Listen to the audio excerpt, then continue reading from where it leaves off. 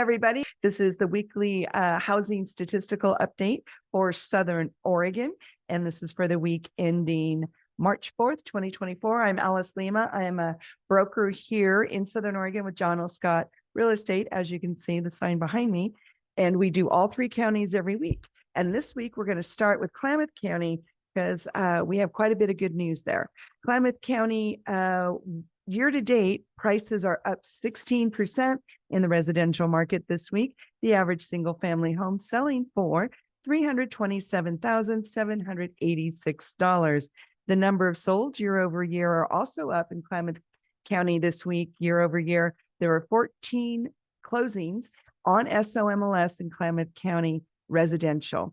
The number of listings year over year in Clouth County were about dead even. There are 224 active listings in the residential market in Clouth County on SOMLS this week. We had one foreclosure close in Clouth County this week. It was in Klamath Falls, and it sold for $375,000. There were 0 short sales closing this week in Clouth County in the residential market and $0 million closings in Clouth County in the residential market this week. Josephine County is prices year over year were down 4%. The average single family home in Josephine County this week selling for $424,978. The number of sold year over year in Josephine County were down 15%. There were only 16 closings in Josephine County this week on SOMLS in the residential market. The number of listings in Josephine County, however, were up 3%. Yay. There were 266 active residential listings in Josephine County on SOMLS this week.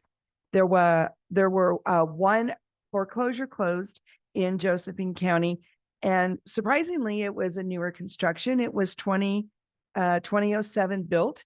It was a single family, single story home, and it sold for $351,000 in Grants Pass.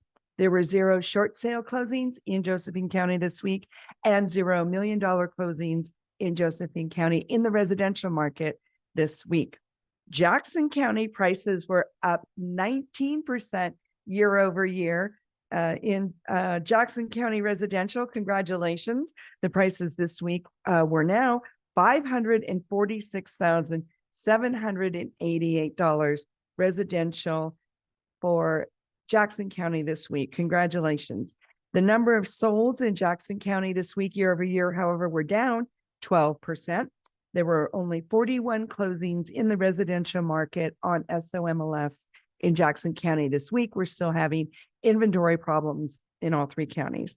Number of listings year over year in Jackson County were down 1%, not too bad.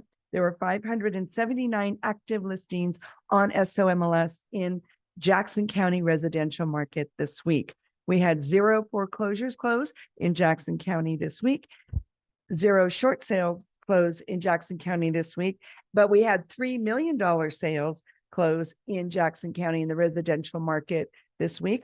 We had one in Eagle Point for $1.2 million. It was riverfront on the Rogue River, always carries a premium. We had another one in Eagle Point closed for $1.1 million, and it was 77 acres with a nice house. And we had one in Jacksonville closed for $1.04 million. Congratulations to all those folks that had their $1 million closings. So interesting market statistics this week. We're seeing a little more buoyancy in the prices year over year. We're also getting into our spring market. If you want to check out the podcast this week, we're going to be talking about the spring forecast 2024 prices specifically, but some people are still priced too high and they're getting showings, but not offers. Some people are priced too high, not getting showings at all, or there's something about the house or the neighborhood that's impacting their showings.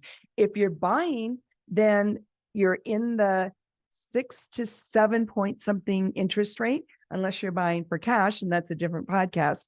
But if you're getting a mortgage, then don't be afraid to ask for help with your closing costs. Don't be afraid to ask for a little bit of contribution from the seller to help buy down your interest rate.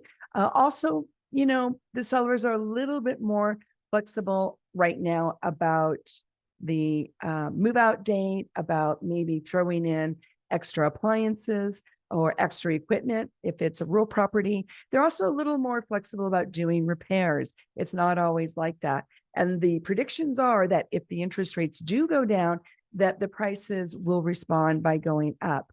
None of us are fortune tellers. We're not psychics, but we do have some cause and effect in our markets. Right now, the interest rates are hovering in the high sixes for the most part. So we're all, getting a little used to that. But if you're buying, don't be afraid to ask for a few more things. And if you're selling, listen to what the feedback is from your showings and your open houses and make your adjustments accordingly. In the meantime, I would love to be your agent. Give me a call or a text, 541-301-7980. That's 541-301-7980. Be happy to help you out. Have a beautiful Southern Oregon weekend. We'll talk to you next week. Bye now.